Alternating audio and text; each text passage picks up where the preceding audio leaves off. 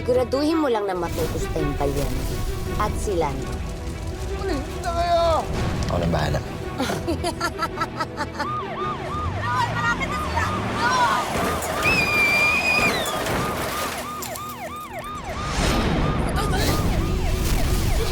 Hayop ka, Josie.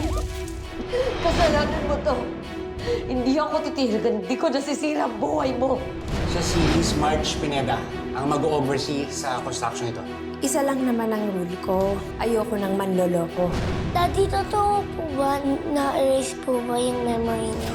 Pwede ba naman yun? Di ba sinabi ko na sa'yo, layuan? Siya ang nagpunta rito dahil naaalala niyo na ako! Nagpe-play ko na rin si Daddy na hindi ko naaalala lahat para hindi mapahamak si Daddy. Sofia, naniniwala ka ba talaga na may amnesia nga si Art? It's just a game. Secret nga lang natin, ha? Basta huwag mo sasabihin sa mami mo, okay? Wala siyang amnesia. Siguro, kailangan mo na rin kumuha ng private nurse o kaya therapist. Therapist ka? Kailangan ko kasi. Kung gusto niyo, ako na lang. Si Isabel, siya yung magiging therapist ng daddy ninyo. Nakita mo yun, kuya? Pag ikaw hindi ka gumaling, wala ka ng asawang babalikan. Kung ako naman yung may gwapong katrabaho, iiwan ko rin yung alagain kong asawa, lalo na't niloko ka niyang dati, di ba? Ang kapal talaga ng mukha ng balyena niya. Tumanda siya sa akin. Magagamit ko ang katangahan ng balyena niya para sa paghihiganti ko. Anong ginagawa mo dito, Yvette? Ako muna ang gagalaw para makaganti tayo sa ginawa nila kay Kuya Raul. Okay yan. Nasa bahay ka. Ako nandito sa restaurant. Parang gusto kong magdagdag ng mga panibagong drinks. Ito, may ginawa ako. Kailangan na lang natin patumbay ng balyena niya. Nalason si Miss Magpayo, sir. Ano nangyari? Bakit buhay pa si Josie? Nabulilyaso nga yung plano ko. Isabel, sandali. Magkakilala kayo? Kaya pala excited ka pumasok dito dahil kasama mo pala siya dito. Ano na naman ang plano mo, ha? Pasasakayin mo siya, tapos aagawin mo siya sa akin? Baka pwede pakinggan mo naman. Huwag mo naman kunin sa akin si Kaloy. Sana mapatawad mo ako. At hindi kita maintindihan. Bakit mo sinasabi yan? Mahal na mahal ko si Kaloy. Ate, May dugo! Si Macy? Paano nawala? hi, Macy. 10 milyon? Nani, si Daddy yung hero ko. Yung kasama po ng monster. Tama ka sabi ni Isabel! Napakatigas ng ulo mo! Ikaw ba yun? Kapag napatunayan ko na may kinalaman ka, hindi mo pa alam kung paano ako magalit. Siya po yung nagpakidnap sa akin. Ano nga pangalan mo? Buhay ka? Buhay na ako. Ikaw, balyena ka. Ikaw ang una kong papatayin!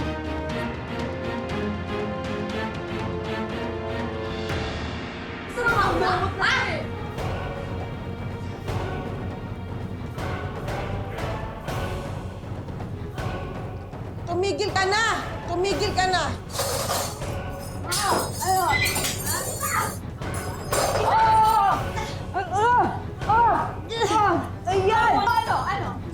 Karen, tumawag ka ng pulis! Okay po, tita!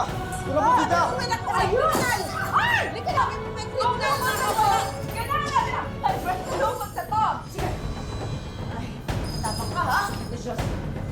Sandali lang. Tabi! Kanya tumawag ng pulis! Walang hiya ka? Ikaw, balyena ka. Ikaw ang una kong papatayin! Hindi ka mamamatay kasi ipakukulong kita habang buhay! Hindi ako titigil hanggat hindi ako nakakakalma sa'yo. Hanggat hindi ko nawawasak yung buhay mo! Bakit mawawasakin ang buhay ko? Wala naman akong ginagawang masama sa'yo. Hindi ba ikaw mga nag-agaw ng asawa ng may asawa? Kaya! Dali! Hoy! Kuya Greg! Si Yvette yan! Si Yvette yan! Ah, dali! Uli mo! Dali! Si Yvette! Tama mo ako! Greg! Josie! Ay! Ay! Huwag kayo lalapit! Nalalapit sa inyo, ha? Pasok kayo sa Kayo lalapit! dito!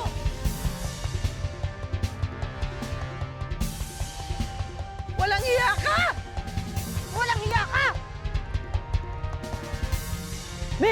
mo yung baril mo! Bitawan mo yan! At sumuko ka!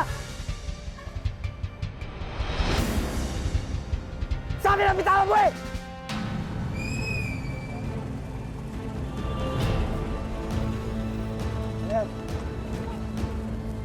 Huwag ka nang pumalag! Mga walang hiya kayo! Ikaw ang walang hiya! Bitawan niyo sabi ako eh! Ano ba?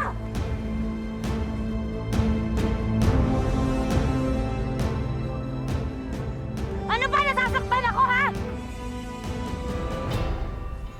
Walang hiya ka! Pati anak ko! Pati anak ko! Dadamay mo! Anong ginawa ng anak ko sa'yo, ha? Anong ginawa ng anak ko sa'yo para ganunin mo? Anong atraso ko sa'yo, ha? Walang hiya ka? Ikulong niyo yan! Maraming krimeng ginawa yan! Hindi ka na makakalabas dito! Dito ka na mabubulok! Hayop ka! Mas hayop ka! Ano naman itong ginawa mo? Hiya ka talaga! Hindi ka ba titigil? Mas walang hiya kayo! Hindi talaga ako titigil.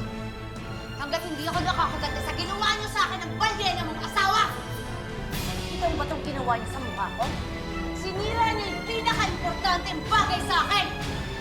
Kung ano man ang nangyari sa'yo, kasalanan mo yan! Mapulo ka na sana dito! Kasalanan niyo! Yaro! Wala ka Mas nang walang hiya ginagawa kayo! sa'yo! Wala akong ginagawa sa'yo! Ikaw, kasumpangan mo, kasalbahian mo, kawalang-hiyan mo! Mabulok ka! Mabulok ka! Hindi ba ako tapos sa inyo? Bitawan mo ako! Tama ka! Bitaw! Pasok! Balyena!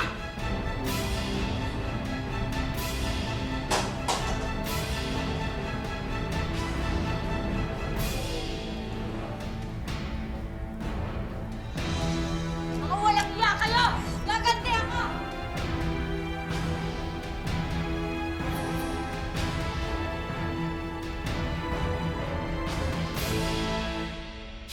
Mabuti naman at nakulong na si Yvette. Siya ang ugat ng lahat ng mga kamalasang nangyari sa buhay ko. Ngayong nakakulong na siya, makakahinga na rin ako ng maluwag. Sana'y maging mapayapa na ang buhay ko at ang buhay ng pamilya ko. Kayo po ba yung kamag-anak ng pasyente? Yes, ma'am. Ligtas na po siya, pero kailangan niya magstay dito sa ospital para maobserbahan. Safe na po ang pasyente at ang baby niya.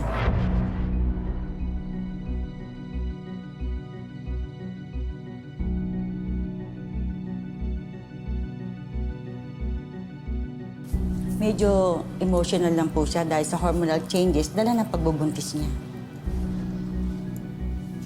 Buntis ko si Christina. Yes, sir. 3 months. At nalipat na pala sa private room. Pwede niyo na siyang puntahan.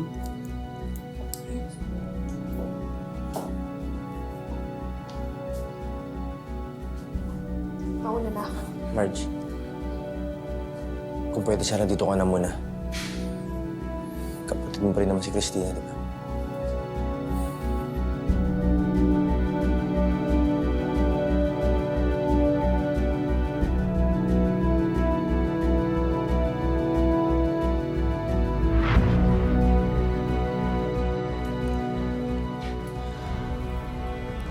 Salamat.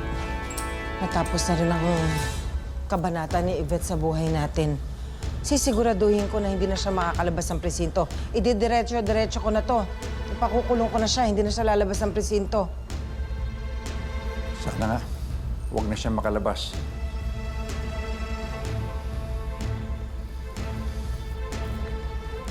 Isabel, sorry dun sa nangyari nung isang araw sa pagbibintang ko sa pagkawala ni Macy. Mataranta na kasi ako eh. Hindi ko na alam kung anong gagawin ko. Wala po yun, Ate Josie. Eh, syempre po, nanay kayo. Kung ako naman po yung nasa posisyon nyo, eh, baka po lahat ng pagbibintangan ko na. Okay na po yun. Salamat. Kuya, yan ka na. Anong tayong gamot?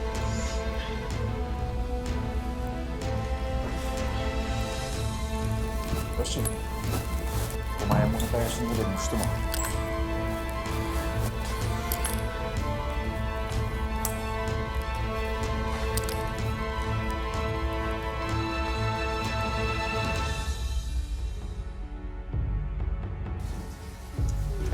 Ano nga akong lapitan? Sita nga to ah. Ano? Kapago-bago mo. Ano?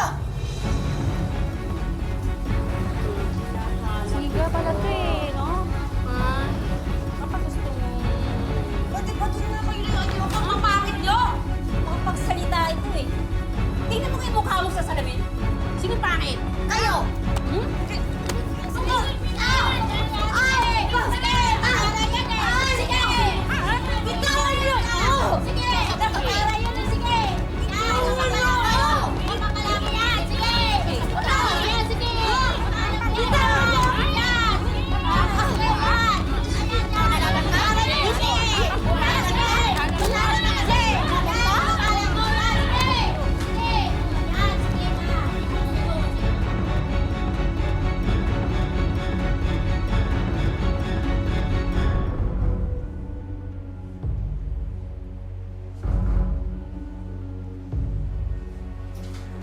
Christina. Kaloy, Christina, bakit mo ginawa yun? dahil akala ko sasama ka na ulit kay Marge.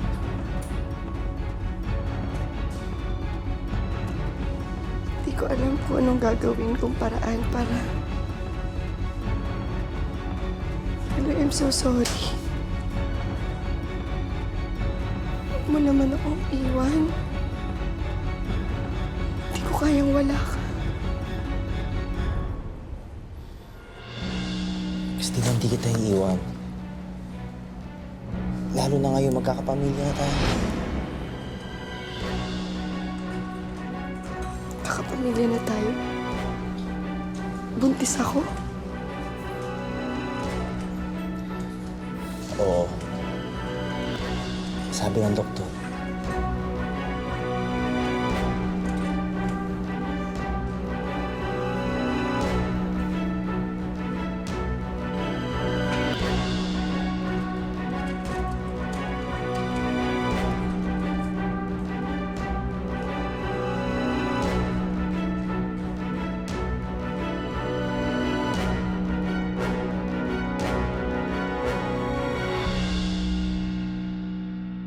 Ayan, kompleto na.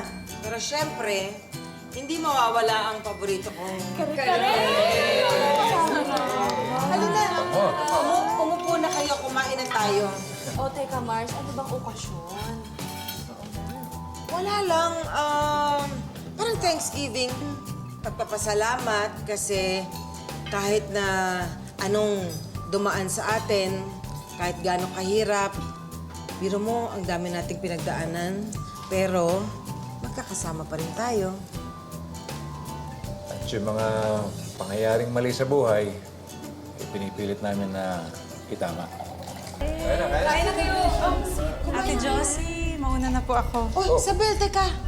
Kumain ka muna bago ka umalis. Ano po, may appointment po kasi ako. Ganun ba? O sige, ipagbabalot na lang kita. Ako na Pero po. huwag kang tatanggihan kasi sasama ang loob ko. Sige po. Thank you Ikaw po. na, Tessa. Hintayin mo na, ha? Ako. Sige. Oh.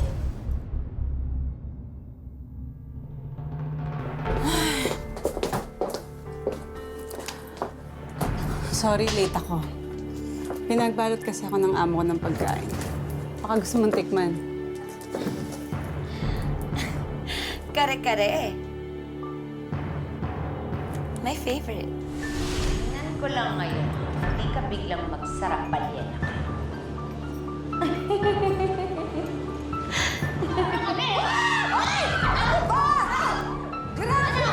Sayang ang pagkain. Yan, di ba?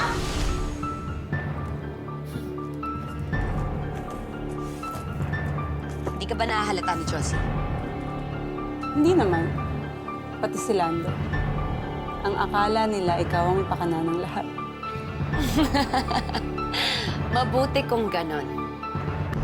Siguro naman hindi mo pa rin nakakalimutan ang plano natin.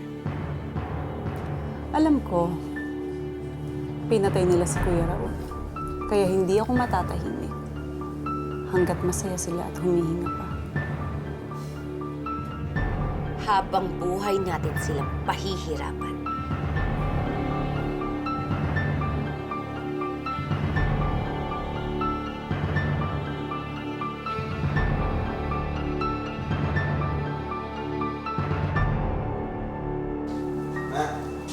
Si Atty. Attorney! Pasensya na, Josie, sa istorbo. Hindi Gusto naman. ko lang ibalita na anal na ang kasal niyo.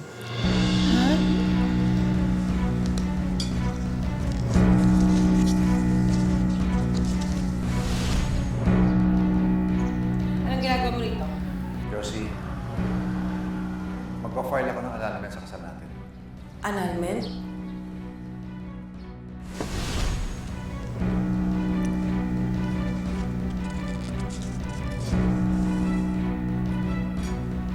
Excuse me.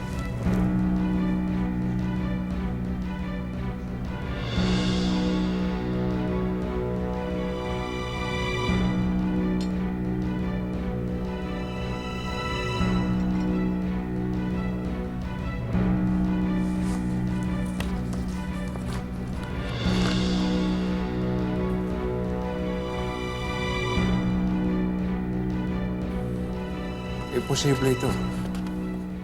Baka misunderstanding lang. Hindi, Lando. Pinirmahan mo na eh. Annulled na tayo.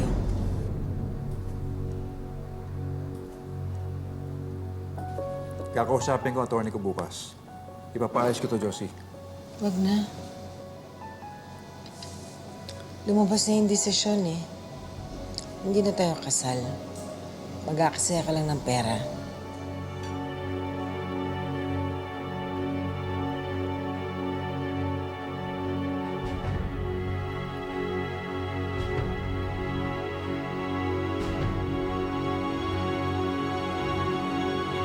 Nung nagkaroon ng kabit si Lando, at nagkahiwalay kami, inisip ko, baka dumating ang araw na ito na magkahiwalay kami ng legal. Ngayong dumating na, hindi ko maisip kung paano nagawa ni Lando na tuluyan ang annulment.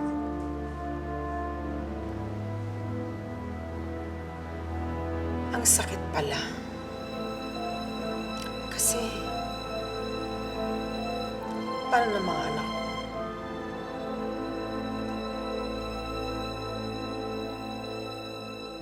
Paano ka pala napunta rito? Tumakas ka, no? Oo. Tumakas ako. At lalong nagpatong-patong ang galit ko sa balyena niya. Lalo na sa lantang guloy niyang asawa. Dahil sa pang-aabuso sa akin ng mga kriminal doon.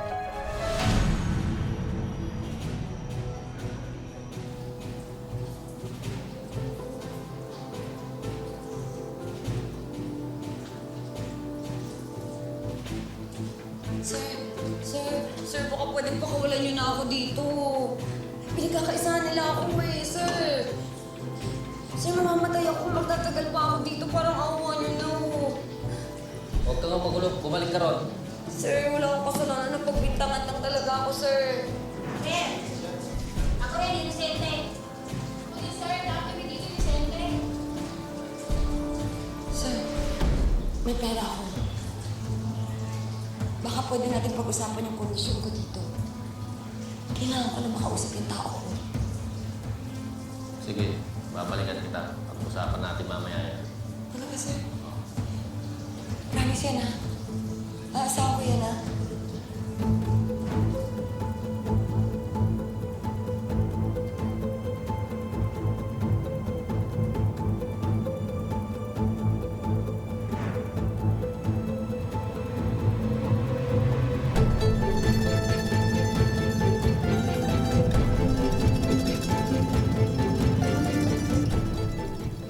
Ang una kong ginawa, nagparitoke ng mukha.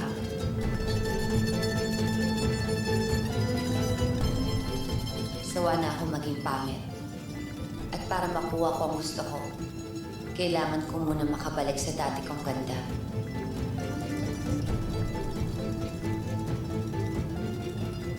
Ginamit ko ang perang pinang-ransom ni Josie sa anak niya. At kapag may ganun kang klaseng pera, sinong doktor ang tatanggi?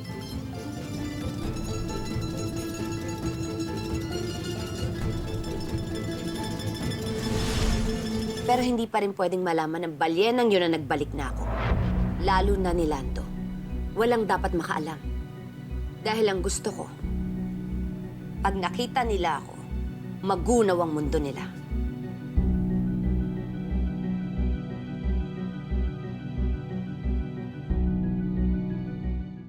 So, anong gagawin mo? Asikasuhin mo na lang kung anong dapat mong gawin. Madali na yun. Buong-buong tiwala sa akin ni Josie ngayon. Good. Pero wag mong kakalimutan si Lando. Landiin mo. Sigurado ako bibigay sa'yo yun. Ang unang-una nating gagawin ay sirain ang pagsasama nila. Ang sabi nga nila, divide and conquer. Para wagi sa enemies.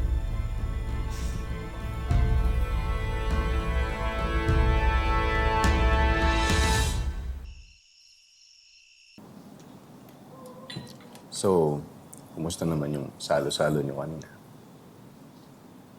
Okay naman. Kompleto.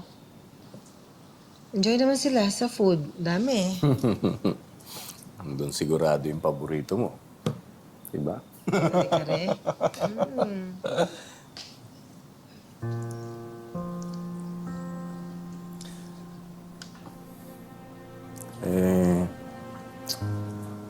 Anong balita doon sa... Sabi mo masaya eh, parang sambakol naman yung mukha mo.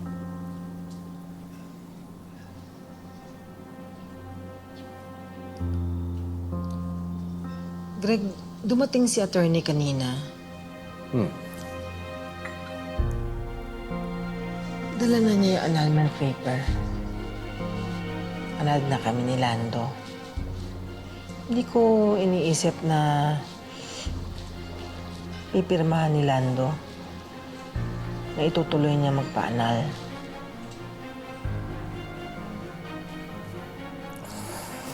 So, legal na pala, annulled na pala kayo. Ibig sabihin niyan, pwede ko nang ituloy yung proposal ko na naka-on hold before, di ba? Meaning,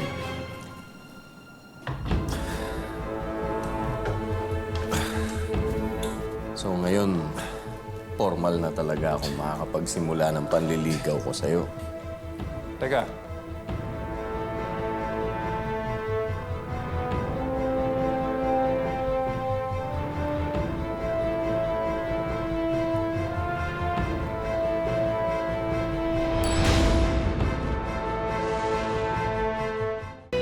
Tukso ka ba?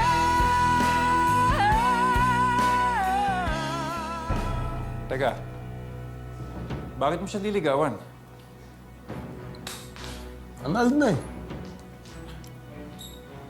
Lando, wala na tayo. Hindi ba pinirmahan mo yung annulment paper?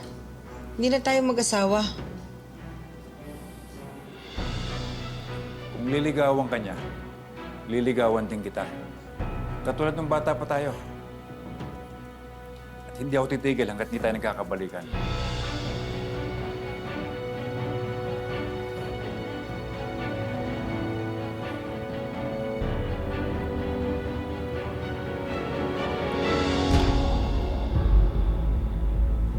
O, ayan. Pero hindi pa rin pwedeng malaman ng balyenang yun na nagbalik na ako. Dahil ang gusto ko, pag nakita nila ako, magunaw ang mundo nila. Maganda ka na ulit, Yvette. Tignan mo.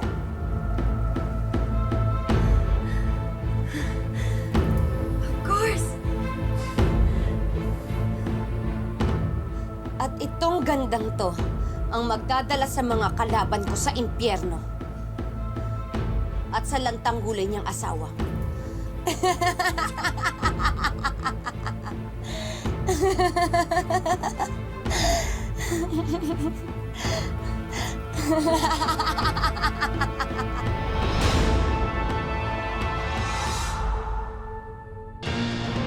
Kakalimutan si Lando. Landiin mo. Sigurado ako bibigay sa'yo yun. Kuya, no offense ha. Sa tingin mo ba pipiliin ka pa ni Ate Josie? Siyempre, hindi na, no? Luma na. Eh, ngayon may nakikita siyang bagong putahe, bagong flavor. Tsaka sa tingin ko, mas masarap.